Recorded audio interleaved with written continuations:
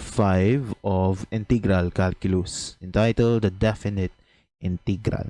So kung meron tayong indefinite integral, of course, meron din tayong definite integral. With definite integral, you are now providing a limit of a given function. So from your differential calculus, you have already your limits have already been introduced to you before.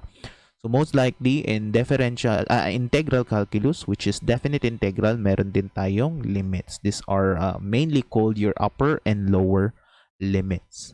Commonly used ang limits when it comes to integral calculus when you are defining a period of time, change in position, and a displacement happen within a particle's motion or an object's motion. So common na ginagamit yan with physics and dynamics of rigid body.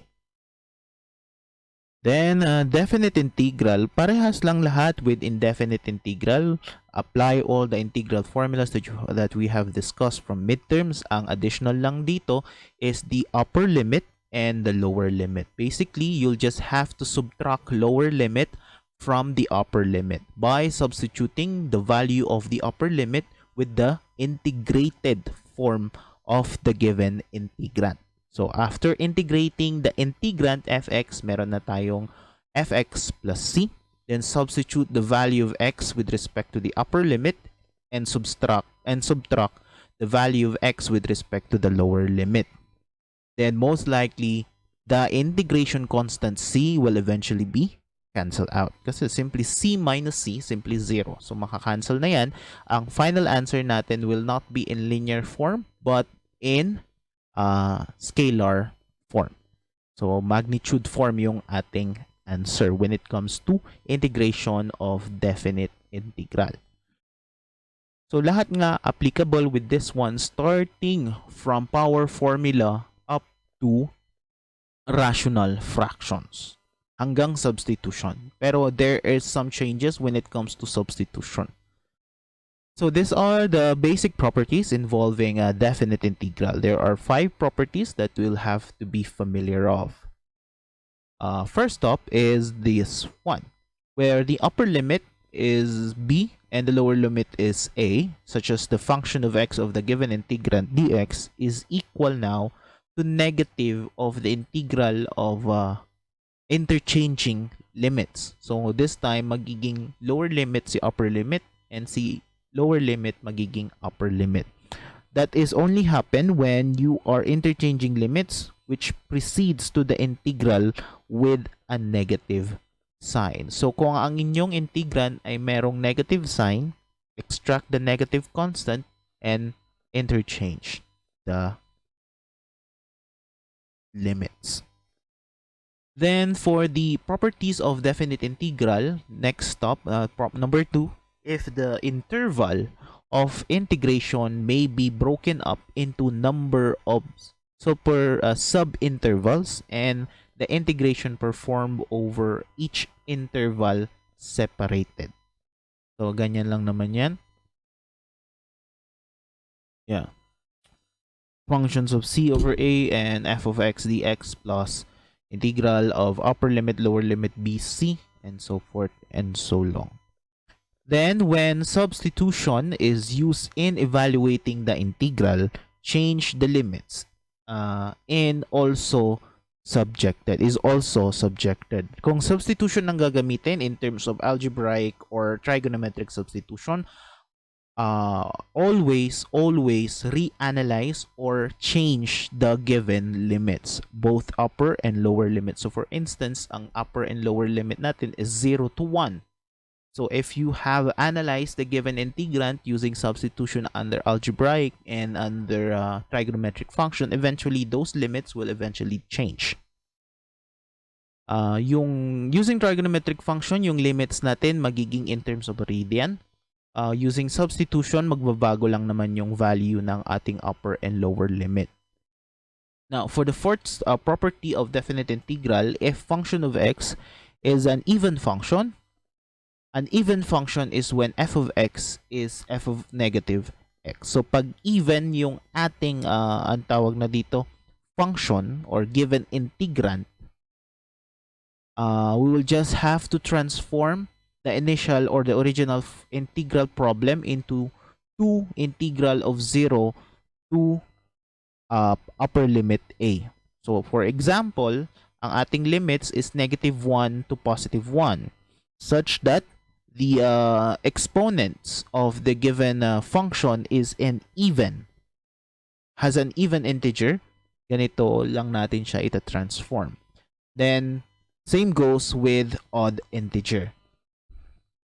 So with odd integer naman, odd integer, lahat ng function with odd integer magiging 0.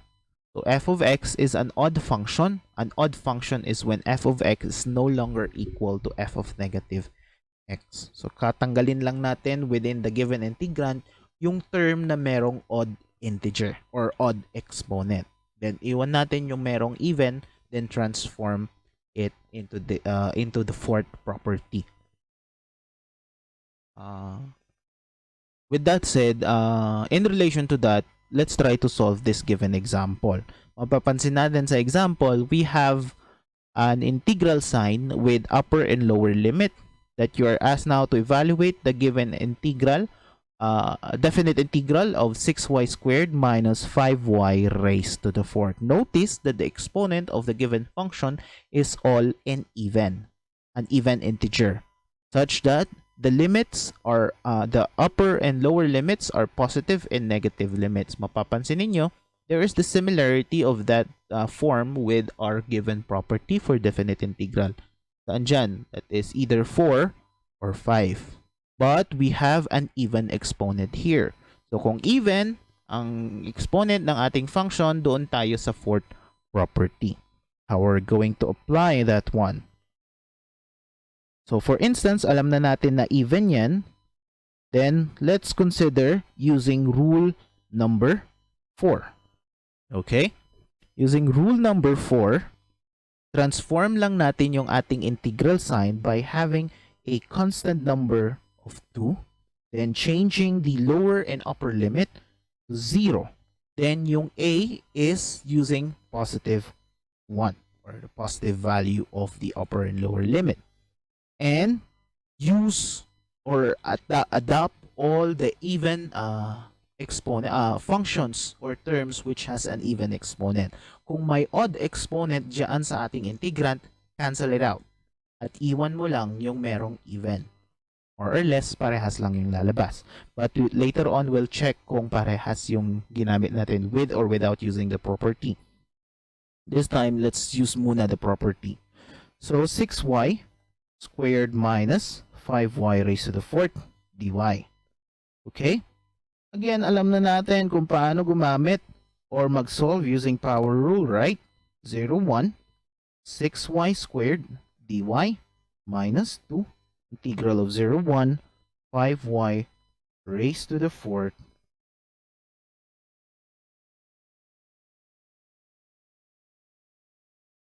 dy.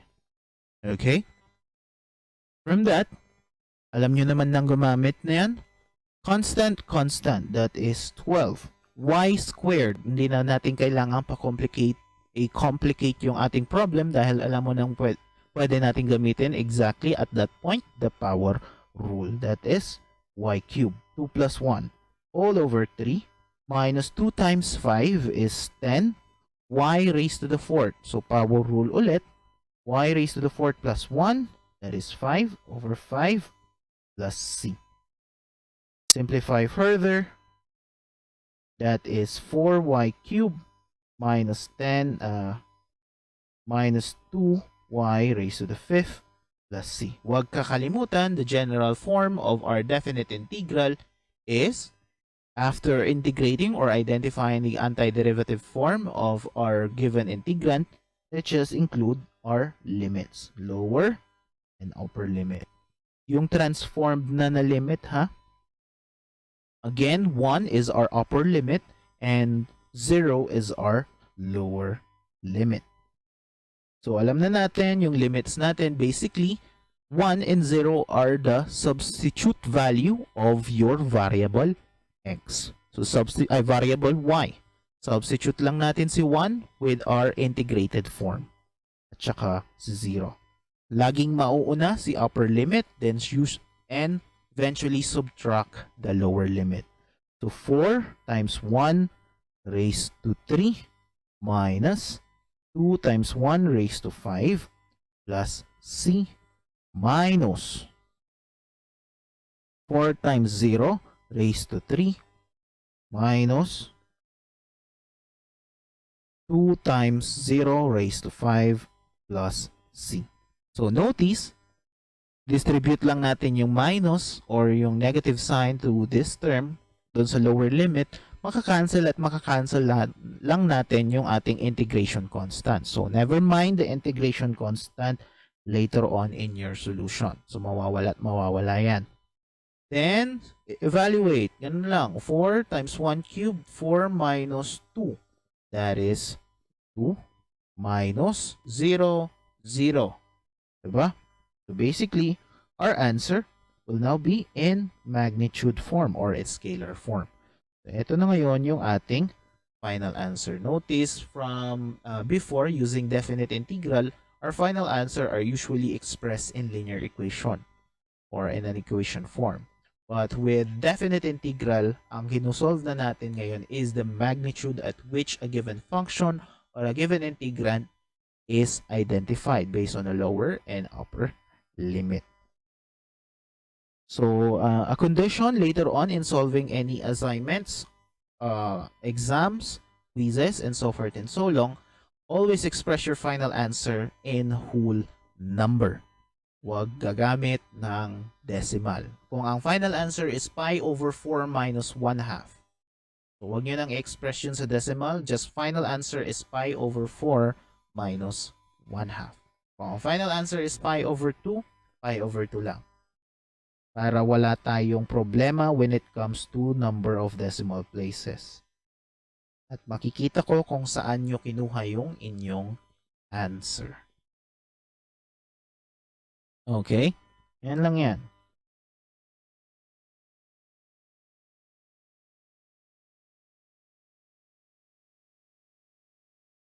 May question po ba so far?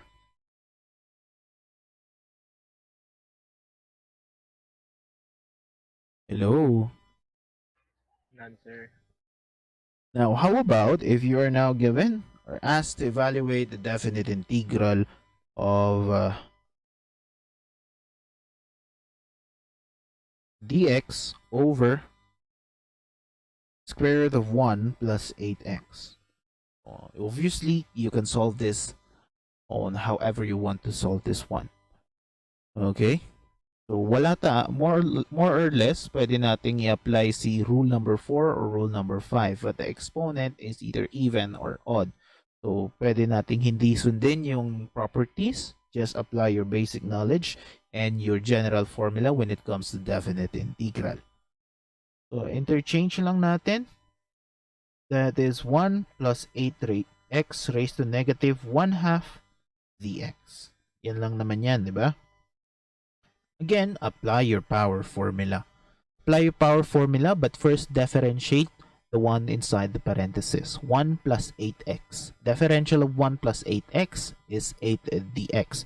Then include a correcting factor of 1 over 8, 0 to 1, 1 plus 8 over x of negative 1 half 8 dx. So makakancel na yan. And eventually, add 1 to the given exponent, negative 1 half plus 1. That is positive 1 half all over 1 half plus c. And lastly, that would be 1/4 of 1 plus 8x raised to 1 half plus c. And always do not forget your limits. That is 0 to 1. Then, always subtract the lower limit from the upper limit. 1/4 of square root of 1 plus 8 times 1 minus 1/4 of square root of 1 plus 8 times 0. Di ko na nilagay yung c, mawawala din lang naman yan, so never mind. Okay? So with that, simplify mo lang. 1 plus 8 square root of 9 is 3 times 1/4 is 3/4 minus 1 plus 0 square root of 1, 1 times 1/2 is 1/2. Ay, 1 times 1/4. 1/4 pala yan.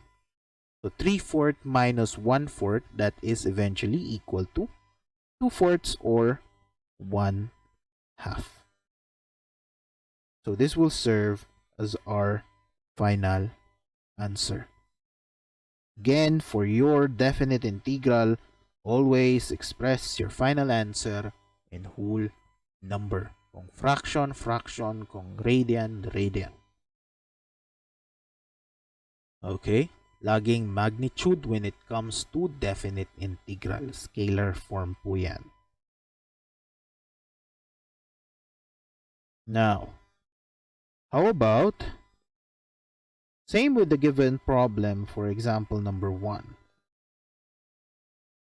Number 3.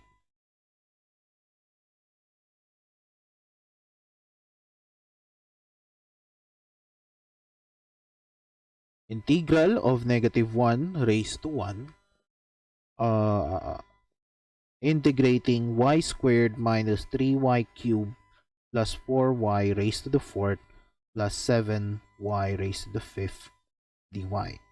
Paano pag ganyan yung inyong problem? So, basically, alam nyo nang isolve yan by power rule.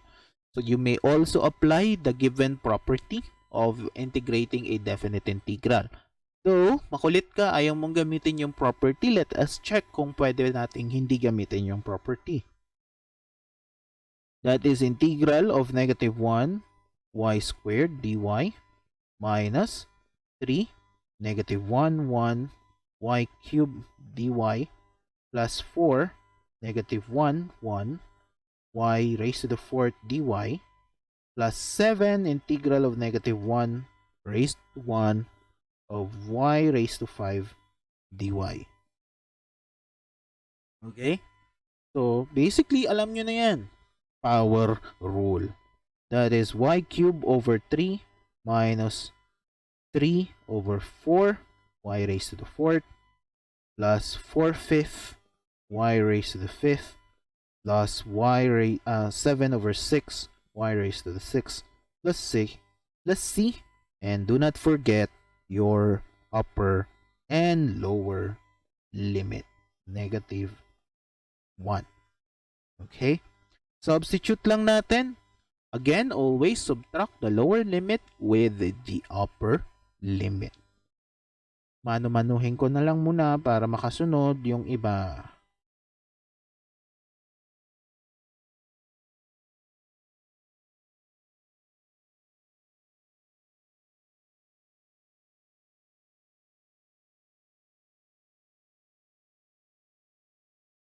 Then subtract the lower limit. Negative 1 cubed, 3 minus 3/4, negative 1 raised to the 4th plus 4/5 times negative 1 raised to the 5th plus 7/6 negative 1 raised to the 6th. Okay? So as simple as that, simplify nyo na lang using your own calculator. Pwede na nating mag-solve yung magnitude or scalar answer natin for this problem, which is 34 over 15. Now, on your own, try to apply the properties of definite integral number 4. That is number 4 and number 5. Mapapansin ninyo, both even and odd integer yung ating exponent. Applying rule number 4, ang gagawin lang natin dyan, transform lang natin yung ating integral sign, maglagay tayo ng constant 2, and change the upper and lower limit to 0 to 1. And lahat ng term na merong odd exponent ay magiging 0. So, ang maiiwan, lahat ng function na merong even integer. So, ang gagamitin lang natin dyan is y squared plus 4y raised to the fourth dy. Simplify, apply power rule, 1, 0 squared dy plus 2 times 4, 8 integral 0, 1 raised to the fourth dy. Then apply your power rule. Power rule, that is 2/3 of y cubed plus 8/5 of y raised to 5 plus c 0 to 1. Right? And substitute lang natin or subtract lang natin yung lower limit from the upper limit. 0 naman yun. 0, 0. So basically, 0 na yung second term. So never mind na yun. So 2/3 of 1 raised to 3 plus 8/5 of 1 raised to 5 minus 0. So basically, that is still 2/3 plus 8/5, which is parehas lang as 34/15. Okay? 34/15 din lang yung ating answer for that one. So, yan lang naman po yan.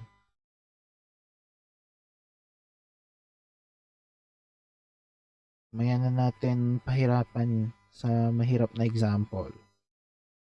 Now, how about if we're going to apply the property which involved substitution? So, example number 4. So, how about you're asked to evaluate the definite integral having a lower limit of 1 and an upper limit of 4, integral of the square root of x minus 1 dx. Paano pag ganyan yung ating problem? Anong gagawin nyo? Obviously, we'll need to apply what? Substitution. Anong gusto nyong substitution? Trigonometric or algebraic?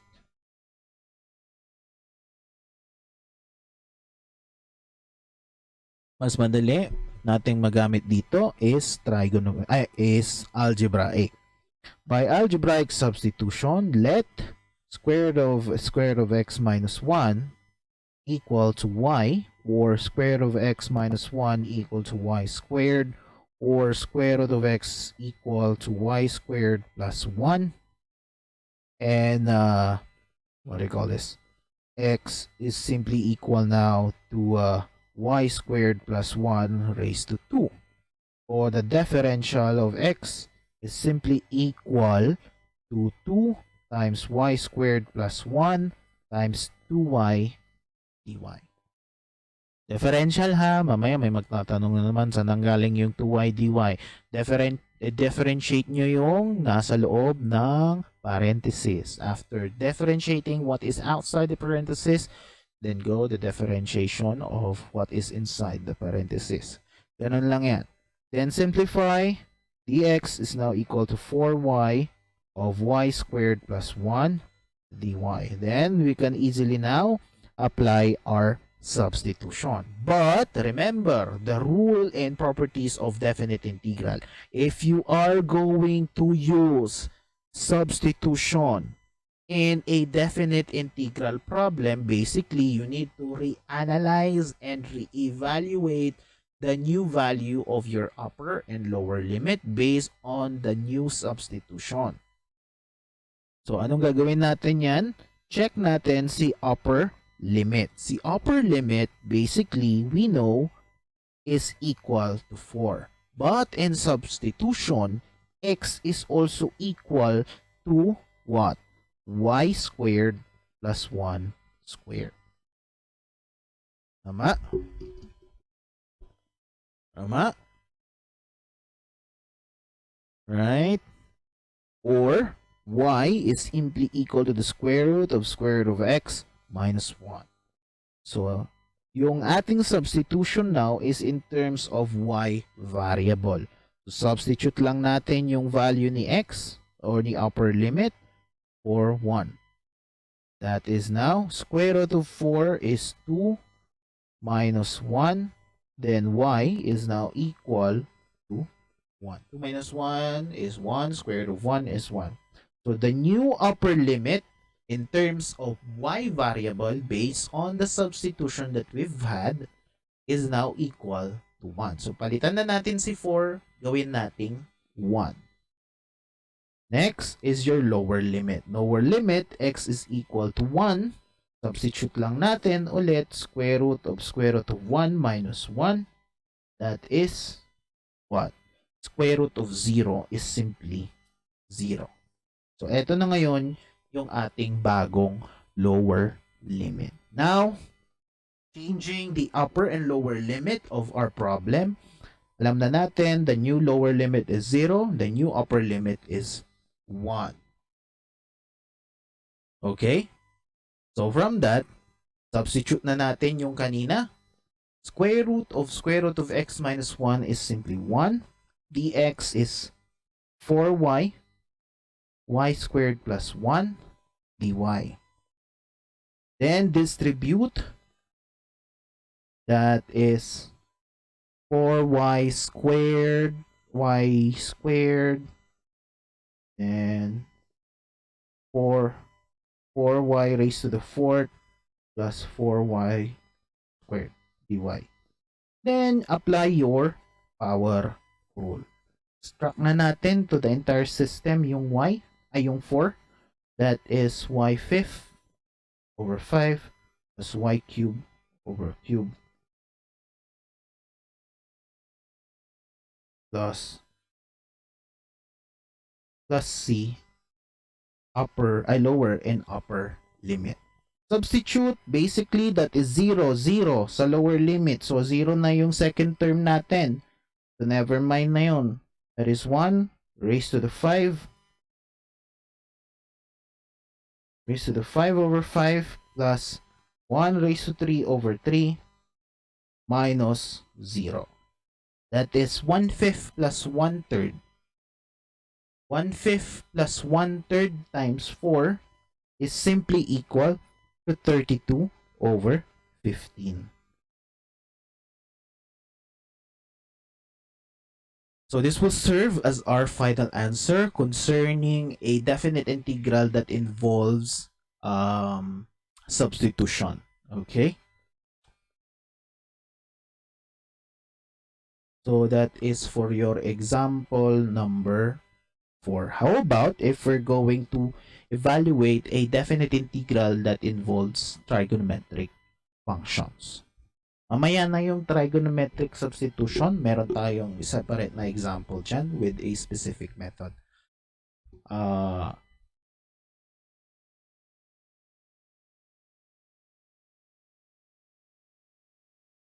May question po ba so far?